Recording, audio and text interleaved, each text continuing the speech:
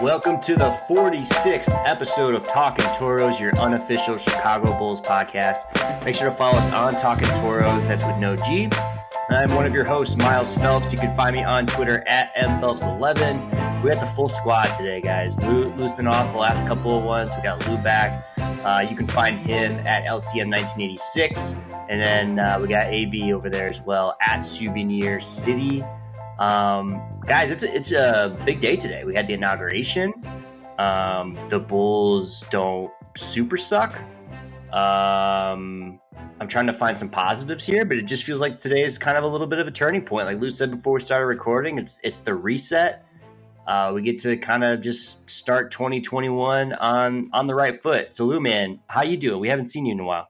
I'm good, man. I feel blessed. I'm happy to be here. Finally in a good, mental place to be talking with you guys, and I'm really happy. I'm so excited. Love it, man. AB? Hi, Bunk. We got Punk in the background. We got the other one laying down. But AB, how we doing today? Oh, man, work is fucking disaster, so I'm busy, but everything else is good. Like you said, That's the Bulls good. aren't terrible, and yeah, Is there's your work 46 trying to hire Mike Singletary too? No, thankfully not. They would probably frown upon him taking down his pants when giving a motivational speech. AB comes in, he's like, can't work with them, can't do it. Yeah. But yeah, 46th episode for us today for the 46th president getting inaugurated. A little synergy there. That was nice. Love it. Yeah, how about that working out? That's crazy. So new president, 46. We'll have another episode for you guys in 4 years. Yeah. And that'll be the next time I'll have my mental health in order. We're your official inauguration day podcast. Yeah. I bet you there's a niche for that, right? There's like a political basketball crossover, and it's got like Obama and Archie, whatever his name was. I'm sure there's a niche there. Here's the thing, though. If you're doing a podcast once every 4 years, it better be fucking good. And it better be like 3.5 hours long. Well, it just better be good and entertaining for everybody if that's what you're hanging your hat on. All right, let's talk about some Bulls. So we got some cool stuff to talk about, some not so cool stuff to talk about. We'll talk about Zach. Lauri obviously returned recently. There's kind of a lineup shuffle as well. There was a meltdown, which we will talk about, which I did not appreciate. And then we'll get into some stuff around the league. Obviously, the Harden trade was a big deal. So really, we'll just kind of focus on that stuff. But I want to start with this piece by The Athletic. It's by Darnell Mayberry, great writer. I read him almost every single day. And the title of this is Zach LaVine is in a zone and the league has taken notice. In quotes, he's arrived. So having no context at all for what he said, I don't know if you guys had a chance to read it, but just surface level, like, do we feel like Zach LaVine has taken that step forward this year? I think he's taken a step forward, and I think that's really important to kind of keep in perspective, because what we've seen for most of Zach's career with the Bulls is what we've come to expect. Good volume scorer, a guy who can take the tough shot and make it. But overall, there has been a feeling that a lot of his production is empty calories. What I've seen this year is someone who is still not a good defender, but looks more engaged, which I think is a start. Someone who is finally tapping into his athleticism and basketball IQ to be a little bit of a better passer, and a guy who's kind of trying to grow into the alpha dog of this team. I'm not sure if he's there yet, but he looks to be taking positive steps forward. And for right now, that's a good start for me. Yeah, I think that's all well said. I think the positive steps are evident. I mean, the scoring is much more efficient this year. He tries on defense. It's not that Zach didn't try in the past either. I mean, he kind of gave lackadaisical effort there at the end of the Boylan tenure, but which was understandable. I didn't read it, so I kind of want to find out where this he's arrived thing has come from, because if we're saying he's arrived as an elite NBA player, no. Has he arrived as clearly the best player on this team? Sure. He's been that for 3 years at this point, but I don't know. It's been 14 games, and I just don't want to jump to any like crazy conclusions. He's off to a great start. He's well on his way to making his first All-Star team in a year where there's not going to be an All-Star game, which is kind of funny. But like, I just don't want to say that. Has he made a leap in the first 11 games? Sure. Has he made a permanent leap into becoming the second best player on a potential championship team? I can't say that yet. Not yet. Yeah. I mean, I don't know if I disagree with you guys. I will say, like, permanent leap is a hard one to quantify because we thought Pascal Siakam had made that quote unquote permanent leap last year, and he's struggling this year. I mean, obviously in a shitty situation in Toronto. The Raptors are playing in Florida. Yeah. So, I mean, there's obviously some caveats there. So, the article that I just referenced, the title comes from PJ Tucker, essentially saying that he's arrived. He's having just as good a year as anybody in the league right now, and he's keeping his team into every single game, every single night, even in the losses. And I think that's fair. I think that's, maybe he's arrived was a little bit hyperbole, maybe at the top there. But I mean, he has some stats in here that I think help his case. He's got a career year. He's 27.5 point average, 49.8% shooting, 5.3 assists per game, all career best. And then his 38.7 3-point rate is just a shade lower than his career high. And his steals are up at 1.4 per game. So, I mean, pretty solid stat line. Is he a top 5 best player in the NBA? No, but I think not even top 50. Right. And I think I don't know. I'd have to go down the list. Without seeing everybody else, I don't know if I could say top 50, but he's trending in the right direction, like Lou said at the first. And I think a lot of that has to do with just different coach, different atmosphere.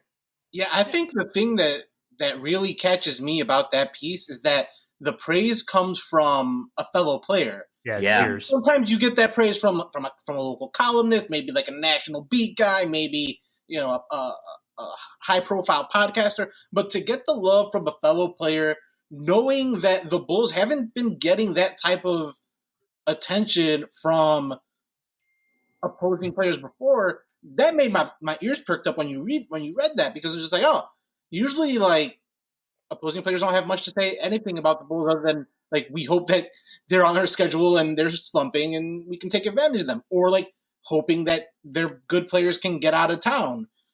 Hearing like legitimate praise for a player who is working to get somewhere and to get past what their perceptions are, I think that's telling. I don't know if he's arrived feels hyperbolic, like you said, Myles, but also just getting praise from opposing players, knowing where this team's been, means something. It's not inconsequential. I agree. It's not just Tucker too. It's Chris Paul, which is even more high praise. It's Dwayne Wade, who's probably trying to recruit him to Miami twice. Yeah, probably trying to recruit him to Miami, just like he did Butler. Yeah. The peer evaluation is some of the best you can get, because these guys know way better than we do when someone has arrived, if you want to say it that way. I mean, I think we have to give Zach. Yeah, and I don't want to like talk shit about Zach on this. That's not like saying he's not top 50. That's just what I feel about him. But like, he has taken a step this year into becoming a better player. What the ceiling on that player is to be determined still. But he is an elite scoring player. It's just so hard with this season, you guys, because like, think about the games on the schedule. They played the Lakers without Anthony Davis. They played the Mavs without Luka Doncic. They played a Houston team that just traded James Harden. There's so many just caveats and things that we have to say, well, but this and but that, because of this COVID strange season that we're all trying to enjoy. And I really am enjoying it as best as I can right now. But I need to see it.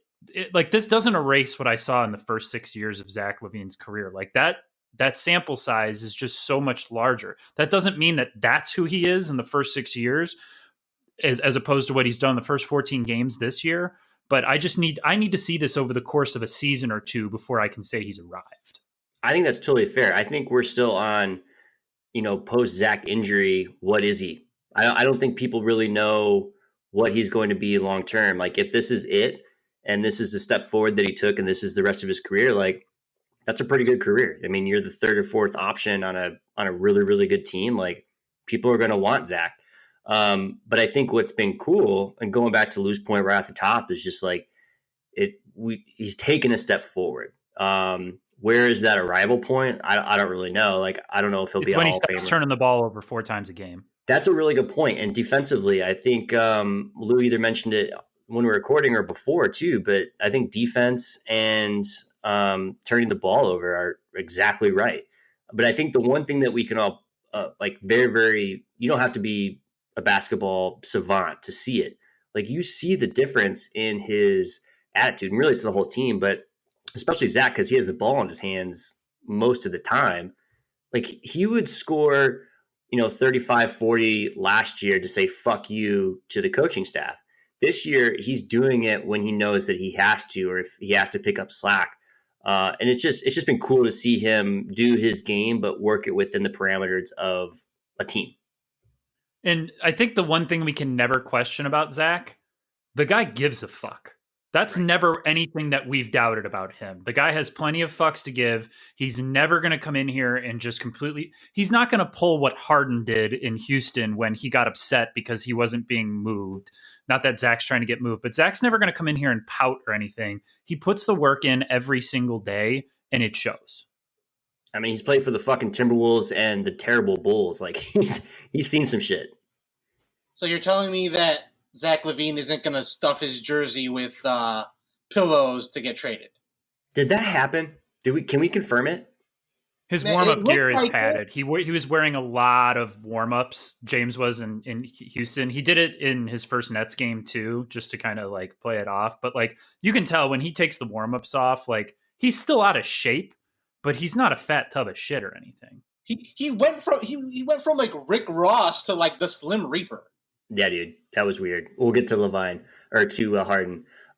Let's talk about Lauri. So Lauri returns. He looks pretty good. He looks aggressive. What have you guys seen from him? I really like what I'm seeing. No, go ahead, Lou. No, go ahead. No, go ahead, Adam. I was going to say, no, you go ahead. I really like the aggressiveness. Like, we didn't see that last year at all. He wasn't going to the basket. He was a spot-up three-point shooter who was catching pops. That was fucking it. And we have seen that Lauri's handle is something that I really want to see develop in the coming years if he's still going to be a Bull, because that's the big thing that's preventing him from being more aggressive. I remember when Zach wrote the 10 things I care about this NBA season, or 10 interesting things that I'm looking at this season. One of them was when he drives to the lane, he dribbles high. It gets up to his waistline above, like basically right below his nipples, or you could say. And when he does that, guys steal the ball because he's 7'1". Like, you dribble that high, a guard is going to be able to get to that ball really easily, and he still does do that, but it's not preventing him from being aggressive and attacking the basket. How many dunks has he tried this year that he's actually kind of fucked up, but it's really nice to see him going in and trying to either get fouled or throw it down? Yeah, man. I've liked what I've seen from Lauri this year, and you really hit on it, AB, with the aggressiveness. And I really, obviously, credit to the player, but man, like, Billy Donovan is using him, and I feel like he's probably encouraging him in a way that Jim Boylan didn't. Jim Boylan tried turning him into a stretch four, stick and stay shooter, and that's just not his game, and that's not using a player to the best of his abilities. So, like, now, not only does Lauri have, stuff to prove as a player, he has stuff to prove from a developmental standpoint. As someone who's just like, hey, I got pigeonholed into this. I need to show people that I can be more than what this last regime thought of me. So he's basically like, I'm not Danilo Gallinari, man. Yeah, man. So yeah. I'm happy with what I've seen. Pleasantly surprised. I mean, this is the guy last year. I called him Finish Mitch because he shrunk and like the development stalled. And I'm just like, yep, I know exactly what this is because I'm watching it on, from a football player every Sunday. So yeah, look, if you can shed Finish Mitch label from me, you're doing something right. Yeah, I mean, he's only played in 7 games this year, but I mean, pretty much every percentage statistic is up. Like, his field goal percentage is up, his 3-point percentage is up, and obviously that's very, very microcosm. But that mixed with aggressiveness, that's a good trend. I just hope it continues. And I think that was the question mark for a lot of national writers too, was nobody knows what you're getting with Lauri. I mean, you just don't. Sorry, AB sent me a text on the side. Sorry. I wasn't able to read it and get through it. Side action going on, huh? I mean, I don't want to share it, but it was funny. It's funny stuff. But all right. Wait. Just another thing I want to say about Lauri, and this is just obviously limited sample. He's played, 4 or 5 games now. I can definitively say that in the front court, I want Lauri Markkanen way ahead of Wendell Carter in the pecking order. That's not saying that Wendell can't shoot or can't do things offensively. But on the offensive side of the ball, it is clear to me that he is the better offensive player and has more versatility on offense. He can shoot better. He's a better dribbler. He may not be as good of a passer as Wendell. Wendell can still be a fulcrum of the offense, like in the high post and whatnot. But as far as shot attempts, I don't want to see a game where Wendell Carter has more shot attempts than Lauri Markkanen. I just don't. Yeah. You don't want to see Wendell farting around in the lane, right? Well, in the lane, I want to see him doing it, but I don't think he should stop shooting threes altogether. But all of that hype where we were like, oh yeah, Wendell, he can shoot threes. Well, I'm just I'm tired of so many people taking the numbers from Duke and being like, he shot it at a pretty decent rate there, but he didn't get a lot of shots because he was playing with Marvin Bagley. Dude, his load time on the three, it takes for fucking ever for him to shoot the basketball. And remember when Marvin Bagley was supposed to be good? Yeah. Oops. Now his dad is asking for him to be traded from Sacramento. He's terrible, man. I don't. Just a brief aside. I watched the Kings recently. I mean, it is bad. How you can't be that bad and be like, I got to get out of here. I still think he's hurt. Yeah, it could be. Everybody's hurt though. I don't know. All right, so lineup stuff. So there's a little bit of a shakeup. Denzel has stepped in and it played pretty well. Everybody keeps saying he's the best passer in the team, which I haven't seen evidence to support otherwise. He's shooting well. Mistakes on decision making happen every now and then, but what have you guys seen from Denzel, and what do you think about Pat Will not being as I guess he's been hurt though too, yeah. I'm still Pat's got a hip bruise. He's got a hip thing. I'm still miffed about Denzel's spacing on that at the end of that Thunder game. You gotta get out the way, dude. You got to get out the way. I don't know. It was. We can just talk about that real quick. I mean, the Thunder meltdown was. I mean, I haven't 2 been completely different teams in the first and second half. It really was, and it was who is are we? I think I tweeted. I was like, are we sure Jim Boylan is gone? It looked like that team again, and I think my biggest concern would be, when is that team going to continue to show their head, or is it just an overreaction of they'll figure it out? It's a younger team going through trials and tribulations of a new coach, but 22 points they blew against the Thunder. 22. The thing with that one is SGA was the closer. I mean, he closed. He was getting to the basket. They were giving up so many easy fucking points. They were up 8 with 70 seconds left, and it was just easy bucket after easy bucket right at the rim. And the difference in that game was Shai Gilgeous-Alexander couldn't close the game. Nobody on the Bulls wanted to take that thing by the fucking collar and say, all right, we're not losing this game. We are going to get the buckets. We're going to get some stops here. It just didn't happen. Gilgeous-Alexander just decided he was going to close better than Zach LaVine, and he did. That's where I miss a guy like Jimmy Butler. A guy that's can see it. You go down by 10, or you 10 unanswered points, and Jimmy is the guy that's no, I'm getting to the foul line. Yeah, we're at a bare minimum. I'm going to go in the lane, and we're going to get something at the line. I might miss the free throws, but we're at least trying. And you just you're right. You just didn't see that. That's the type of thing that I think, going back to the Zach conversation, if you've arrived, then that's got to be your place. You have to be that person. A third-year player shouldn't be. I miss having a top 15 player in the league. What's that? Exactly. I also miss having a top 15 player. They're great to have, right? That's a good thing to have on your team. Outside of the Thunder game, it feels like, AB mentioned that players were out, and they played the Lakers, they lost. They played the Clippers, they lost. But it feels Those like were good games. Exactly, and we didn't see that last year. And I think going back to a positive. Sorry, my dog's scratching himself in the background. Going back to the positives is like those games last year, or at any point against the Boylan regime, like they were never close. Like there was a guaranteed blowout, guaranteed. At least now, like they're probably not going to win, but it's at least fun. Yeah. So a conversation I've had with a friend through this basketball year is who gets on the main TV and who gets on the small TV. Early, like the first couple games, the Bulls were relegated to small TV action. One, because there were other things that I wanted to watch, and two, they didn't demand my full attention. The small TV, love it. It's got some weird crops to it, and it's at a weird angle in the house. But like they've played better, so I've had them more on the big TV recently. So I feel like that is a sign to me that things are going better than I expected.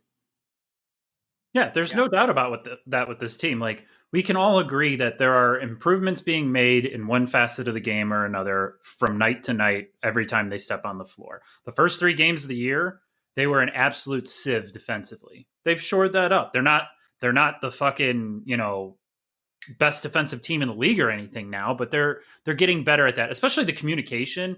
I think the evidence of 8 months of not playing organized basketball together really showed in those first 3 games. The communication is there. These guys have had chances to practice together. They're on the road together, even though they're quarantined to their hotel rooms now and they can't even talk to each other.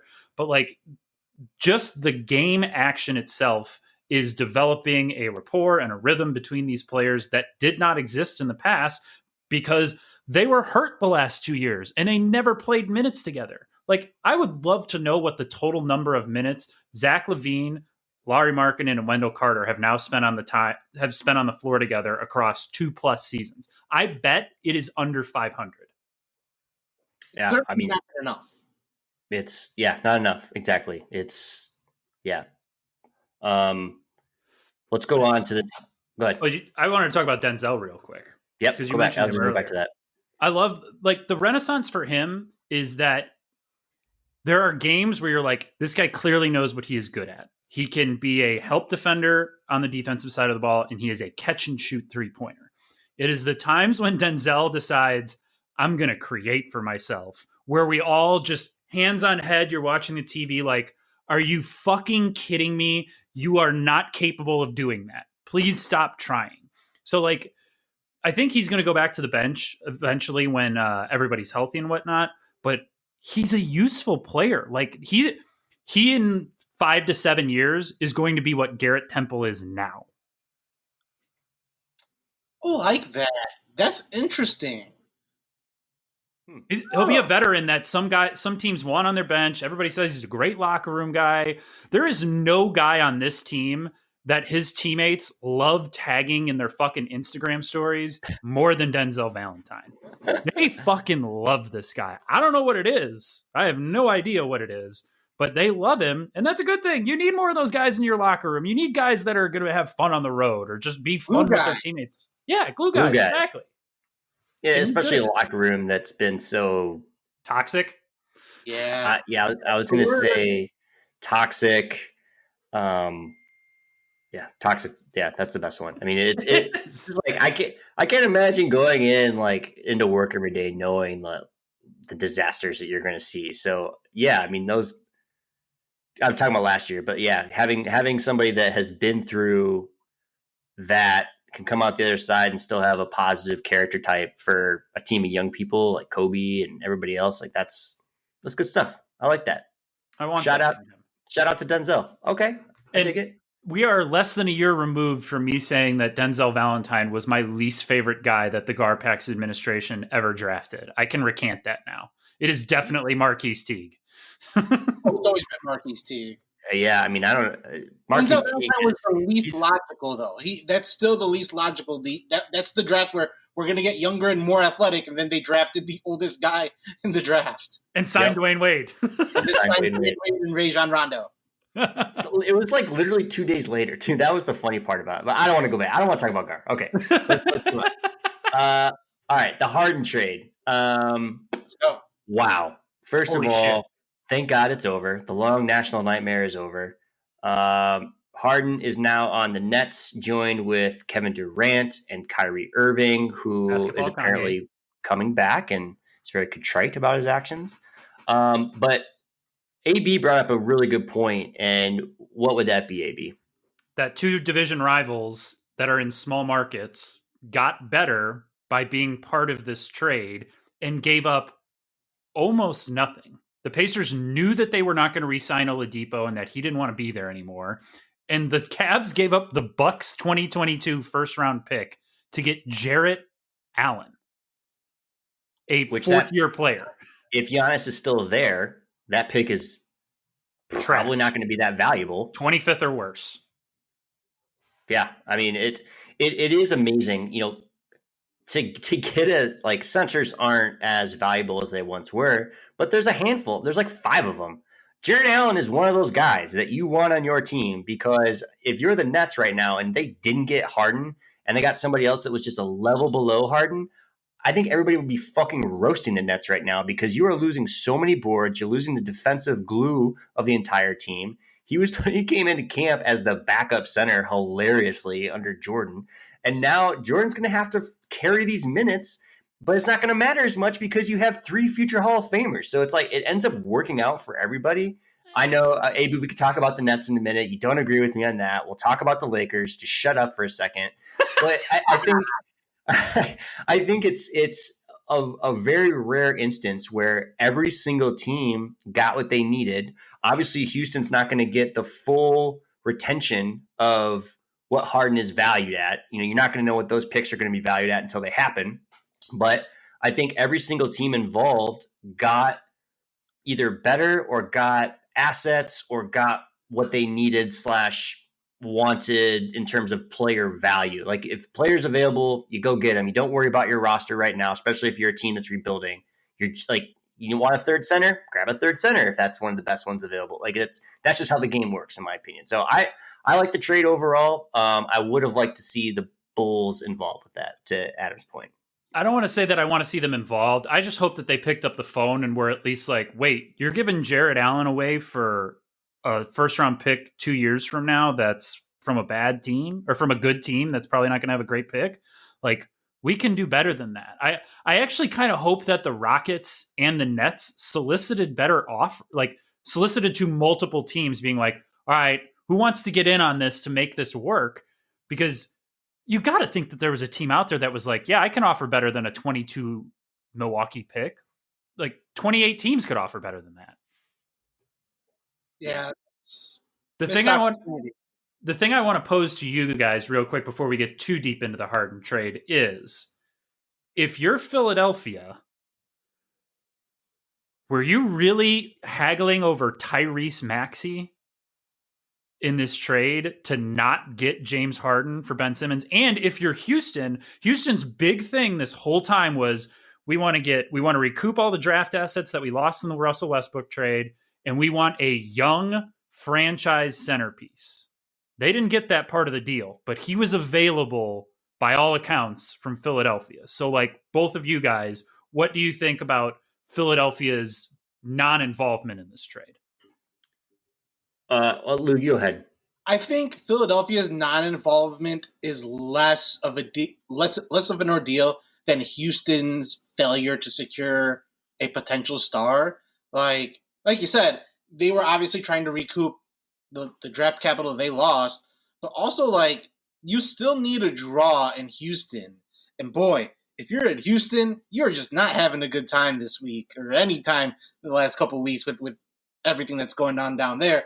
But, like, what is going on with the Rockets? Like, I thought they would do better in some of their dealings, and they clearly haven't. Losing Daryl Morey also hurts, obviously. But boy, I look at that situation, and, like, for a while that was a team that you could be envious of. They're in the playoffs every year. They're making deep runs. Yeah, they gagged it up at the end. That happens. But, like, they were competitive. And so what that we've made them a punchline. It happens. They were the only ones trying during the Warriors run to beat them. Right. So to go from that to us questioning like what is their direction because the things that they stated that they wanted they didn't get and they settled for far less than what we thought. Like, what are we doing? Like, what are we doing here? Yeah, and I don't. It's tough too because I think a lot of people outside of the Phillies organization are still like, "What is Ben Simmons?" We don't know. Like, is he going to come to camp one day with that 3-point shot? Doesn't look like it so far.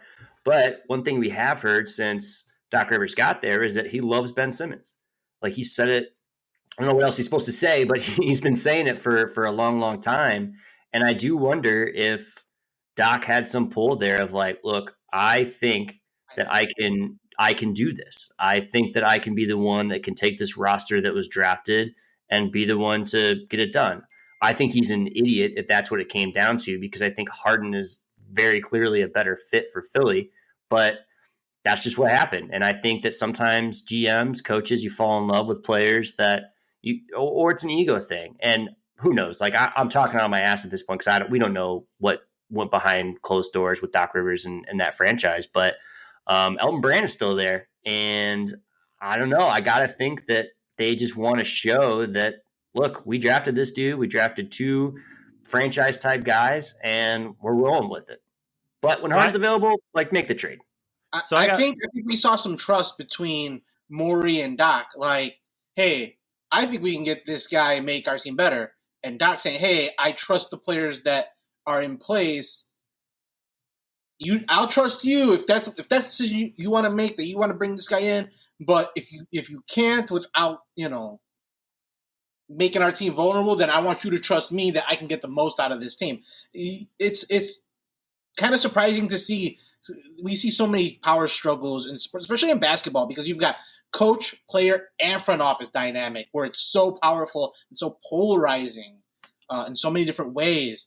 So to see all things kind of meshing together is kind of cool. I don't know how it's going to end for everybody, but I like seeing collaboration and cohesion rather than a pissing match between 2 big egos. So here's one important thing to note about that, and then I'm going to throw it back to you with another question about Philadelphia. So Houston, by getting Victor Oladipo instead of Ben Simmons, is now below the luxury tax threshold. And we all know Tillman Fertitta's got some money issues right now because his businesses are largely in hospitality and the pandemic has hit those the hardest. So they are below the luxury tax, which I think matters to them, even if it shouldn't to their fans because they just want to compete. But the question I have for you is, do you think Tillman Fertitta has so much spite for Daryl Morey abandoning him that he came in and said, we are not trading James Harden to Philadelphia? Oh, that's definitely possible. That makes a lot of sense, actually. I don't know how bad the relationship was towards the end. Was it that bad? He quit.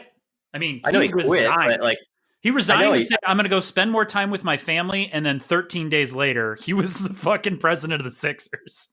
I mean, yeah. I mean, the optics aren't great. I just don't know. Like, I don't have enough information to know, like, I know he's an asshole, but is he like penny pincher to the point of ruining the goodwill that I built from a fan base asshole? It feels like he's got a good thing going. And if Harden was the only thing holding your team together, which is understandable. He's a future Hall of Famer. Totally understandable.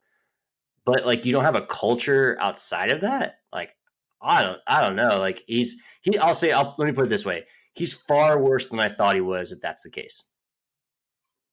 Because last year when they made the Rocco trade, the 4-team trade with them, Minnesota, Golden State, the whole Wiggins thing that Houston was involved with, it got the Rockets from like $11 million over the luxury tax line to like $1 million and change, which everybody said was super important to Fertitta at the time. So I think the luxury tax thing actually really did matter this year. The pandemic really exacerbated it. Yeah, I mean, honestly, I'm just glad it's over. Like, it just sucks. Like, the NBA is too cool to like have everything revolve around Harden, who I don't particularly care for anyway. But in his exit, guys, let's be perfectly fucking honest. I have never seen a player force his way out in such an unsavory way.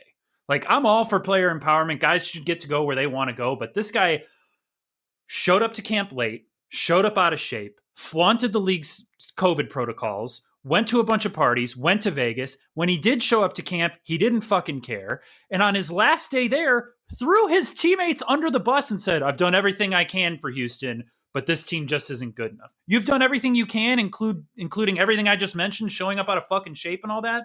It's like, it makes Anthony Davis wearing that "That's All Folks" t-shirt look just pale in comparison. That feels like it happened 10 years ago by now. I know.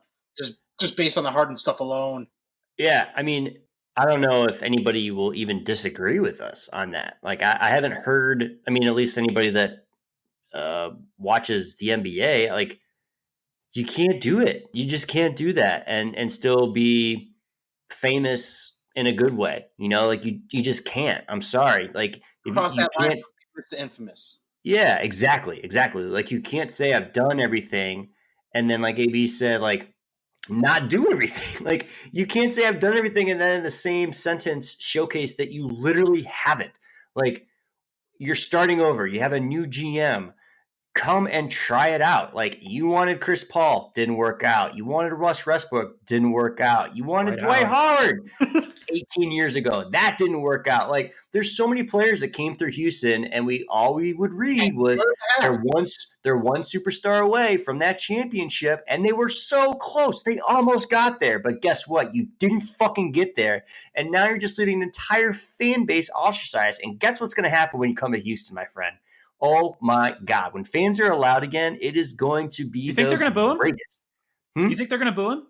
Why the fuck wouldn't they? Wouldn't you?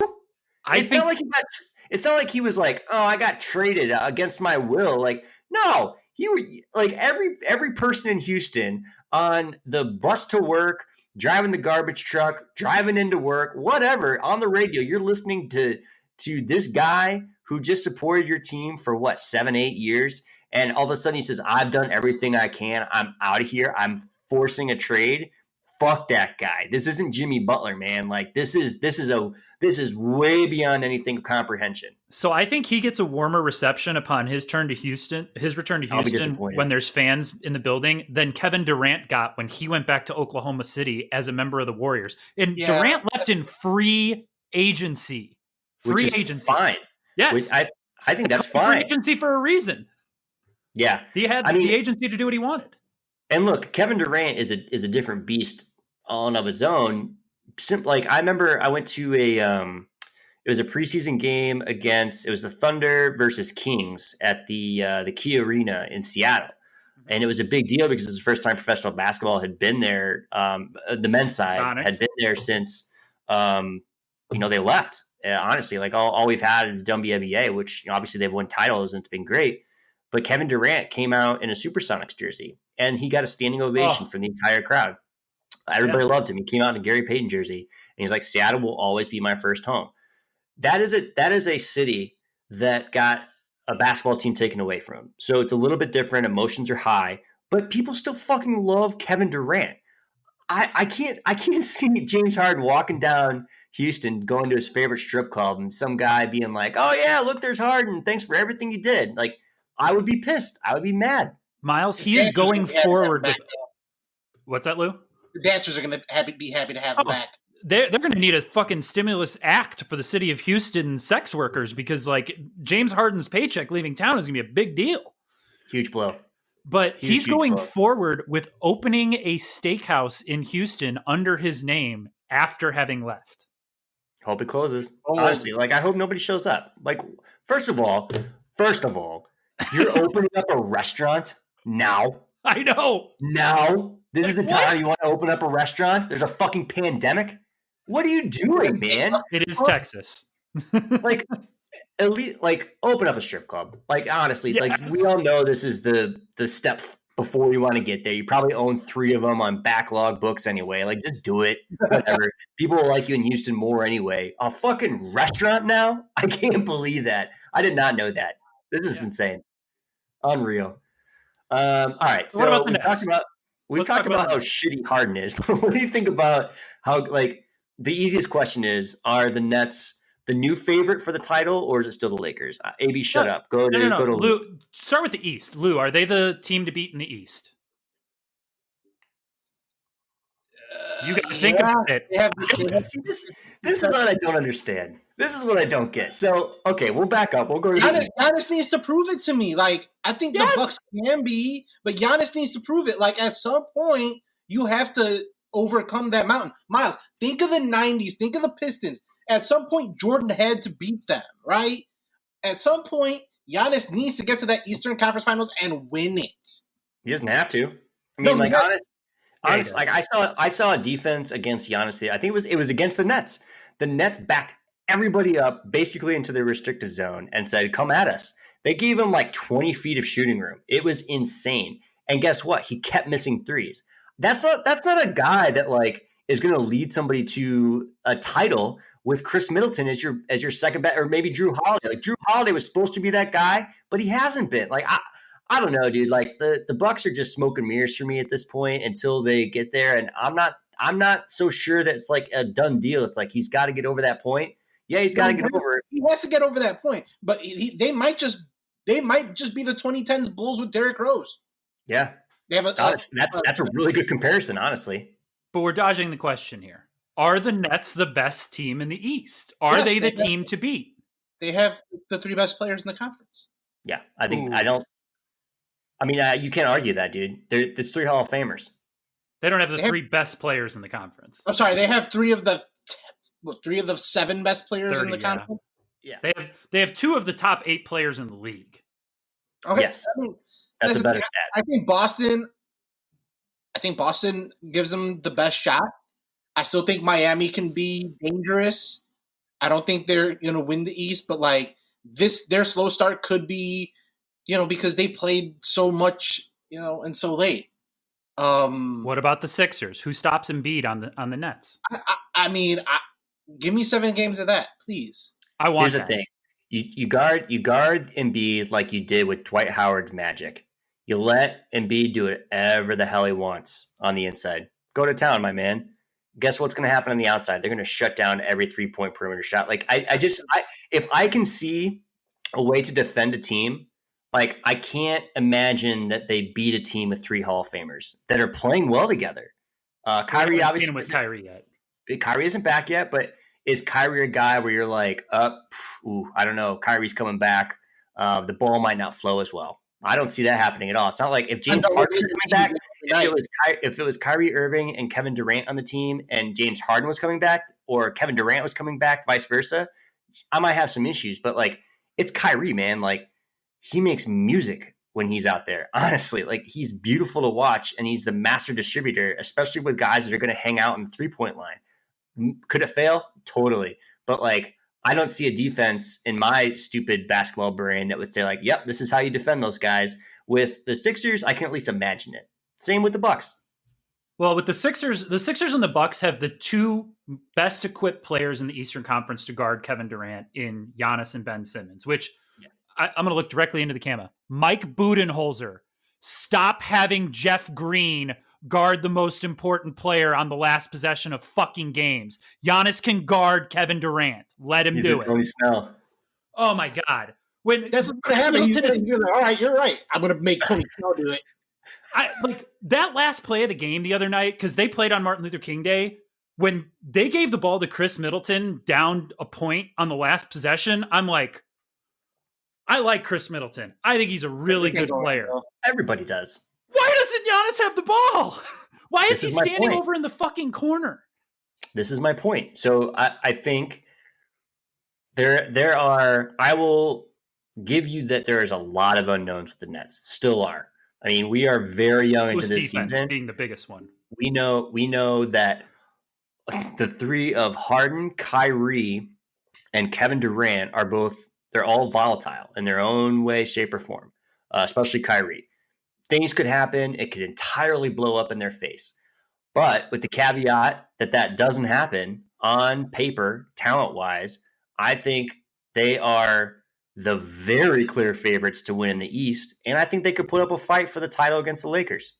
Big disagree on that part. But as far as the East goes, man, I put up a fight. Hold up. You texted me a bet that I want to revisit. So you wanted the field in the East, and you were going to give me the Nets, Yeah, correct? deal. So I'll give you Bucks Sixers. Okay. Okay, So if the Bucks Heat or the Sixers. Celtics win the East, it's a push. Correct. I'll give you Deal. Bucks Done. Bucks Sixers, and we'll bet a sandwich or something. Sandwich. Deal. Cool. All right. Make I note. like my chances. I like my chances. I think just it's a need good bet, to be honest with you. Yeah, I think we're both like it's not a slam dunk either way. Well, you know what the weird thing for me is? If PJ Tucker was in that trade to go to the Nets with James Harden, I wouldn't make this bet with you. That's the weirdest thing you've ever said to me. But that gives them PJ Tucker is like a 6'7" fire hydrant. You cannot move him. You know about James Harden, right? Like you've seen him play, and you know what? The Nets are going to outscore fucking everybody. They're going to have the greatest offensive efficiency. They're going to blow that mark that the Mavs had last season out of the water. They're going to score so many fucking points. It's going to be like Space Jam and shit. That's fine. I just don't think that they can in the playoffs in the NBA. It comes down to getting stops, and I don't think they can stop anybody. But I'm not defensively. They're fucking terrible. Two things. 26 in the league. I don't think PJ Tucker's putting him over the top. First of all, because he's like 50. Second of all, I don't think that this is weird. I've never said this before. I don't think the defense is going to matter as much for this team. I think that they're going to be able to score 400,000 points a night, and it's not going to matter. People are going to have to keep up with their pace, especially in transition, dude. Like, it's going to matter at some point, man. Just like we learned with that first Heat team that got together. At some point, they just couldn't stop. Warriors. Yeah, that's actually a really good comparison. Is that Heat team? That's a really good point, Lou. It might catch up with them, but I don't know. The floor is so wide open for them. Like no one's clogging up anything. Like Joe Harris. Plus, they have Joe Harris too as another spot shooter. Yes, absolutely. Like they just got shooting on shooting on shooting, and like guys, there's a chance that TLC is in their closing lineup. Don't go chasing waterfalls. Like. All right, so let's touch on a couple of teams real quick, and then let's get out of here. So, Lou brought up the Heat. They don't look great. They're everybody's hurt or has COVID, and I think we kind of mentioned this last finals of like, hey, this might be a one and done for them, just because Jimmy can't play 40 minutes a night. He's been doing that for 10 years now. I just think the minutes are probably starting to catch up with them, but they still got Bam, they still got Tyler Hero, like they still Duncan Robinson, like they still have guys, but I don't know, man. They put Dragic back in the starting lineup too. Did they really? Yeah. Yeah, that makes sense. So do you guys think the Heat miss the playoffs or think they're good? I think they're in. Okay. They'll make it at some point. Like Spoelstra will put together, and actually, speaking of the Nets, I would not want to play the Heat in the playoffs if I was Brooklyn. No, absolutely not. That's the one team. You're right. You're right. Like you don't want to mess with. 1,000%. Spoelstra will figure out a way to make Kyrie beat them, not James Harden and Kevin Durant. Yeah, I think you can out-coach Doc and Budenholzer. They're great. I mean, amazing coaches. I'm not saying that. Like I wouldn't be able to do it. I got some questions about Bud these days. Yeah, and that's my point. Is that like there's at least questions on it. With Spoelstra, it's like if you can't figure it out, then like nobody thinks. Yeah, exactly. I think the two interesting teams in the West, though, to miss the playoffs right now are Denver and Dallas. They have not been playing well at all, especially Dallas, which is what's up with your boy Luka, AB? So Luka has started to come alive. He's starting to feel himself now, which is good. But KP just got back. I really like you cannot lose to the fucking Bulls, first of all. Nope. That shouldn't have happened. Like Luka should not lose to the Bulls. But they're a team that I think has a trade left to make. I don't know. I forget if they have a trade exception or not. They can't trade first round picks because the Knicks have their picks. But I don't think that either team is in danger of missing the playoffs.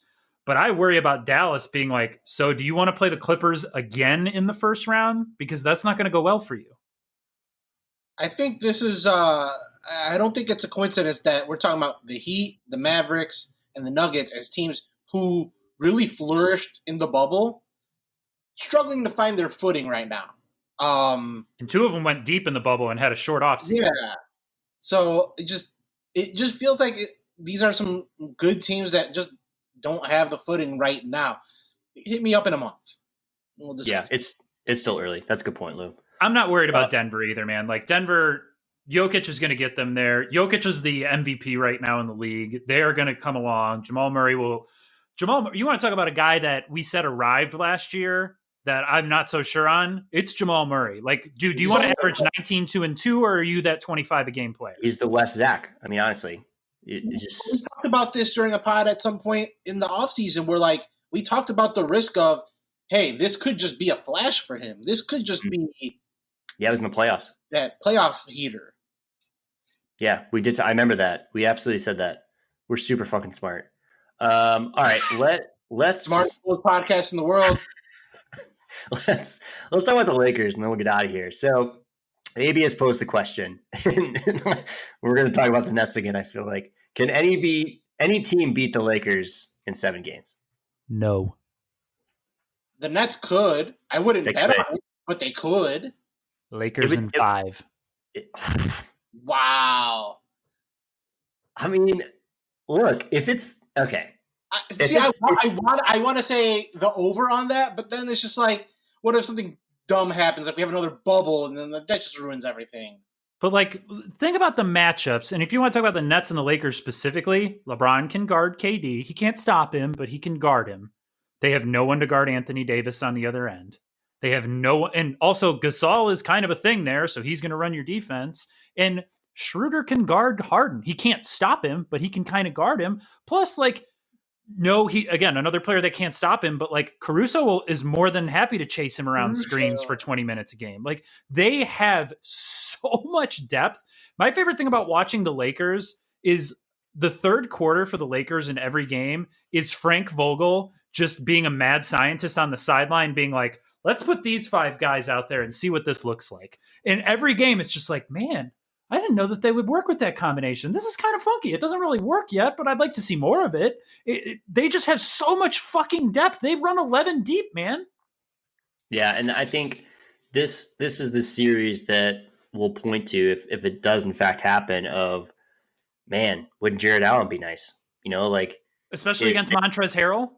They got no one. I mean, DeAndre Jordan is so washed up, it's not even funny. Like I always laugh when the press release came out for the Nets. It's like the Nets have signed Kyrie Irving, Kevin Durant, and DeAndre Jordan. Like, why is he in that press release? You know, like he's beyond his prime, and I just don't see him being able to play anything in terms of meaningful playoff finals basketball. I think they can get through the East because of what I just said, but the Lakers are a different story, man. Like AD. Like all they have to do, the Lakers, is just back everybody down. Like AD and LeBron can just play in the post until they're blue in the face. Down. Yes, absolutely. Just real quick, I'm going to apologize to DeAndre Jordan's family in advance of this, but in a game to 11 between him and Joakim Noah today, I'm taking Joakim Noah. I think the winner is whoever doesn't have to watch that. The winner is gonna be who can hit that one jump shot for the game winner. Are we gonna get the side roll? The tornado spin. All right, guys. Well, it was fun to see everybody back in action here. I think this NBA is unique, but I'm having fun. Hopefully, you guys are too. I mean, it's been a fun year so far. There's just so many like young kids out there that are like Halliburton. AB got me onto. The Suns are fun. Like every single team you look at, like there's just like one team that's fun. I'm looking forward to that. You guys have anything to part with? The Kings are not only fun, but Mark Jones calls a great game. Does. So listen to the Kings broadcast when you watch Kings games. Confirmed. It's him and Doug Christie. Lou, what's going on at BM Bears? We are on obsessive Deshaun Watson watch and obsessive defensive coordinator watch. Who you said Wade Phillips is your favorite, but I love Wade. I think they're gonna promote from within. What was his last job? What was Wade's last job? He was the Rams defensive coordinator in 2019. Because I know he was with the Packers a few years ago too, right? No, that's Don Capers. Oh yeah, that's right. He retired, I think. Those Or he went 90s to the Steelers. coordinators, they all kind of roll together, you know. Yeah, that is true. Down Capers, yeah. Flashback. All right, guys. Well, Bulls don't have another game till Friday, I believe. So enjoy the time off. I don't know. That's weird. Oh, I That's will. Go read Zach Lowe's Brandon Ingram piece. We'll talk about it on the next show Yes, because I Zach think it's Lowe's really brain. good. It's super interesting. All right, guys. Go Bulls. Go Go Bulls. Bulls.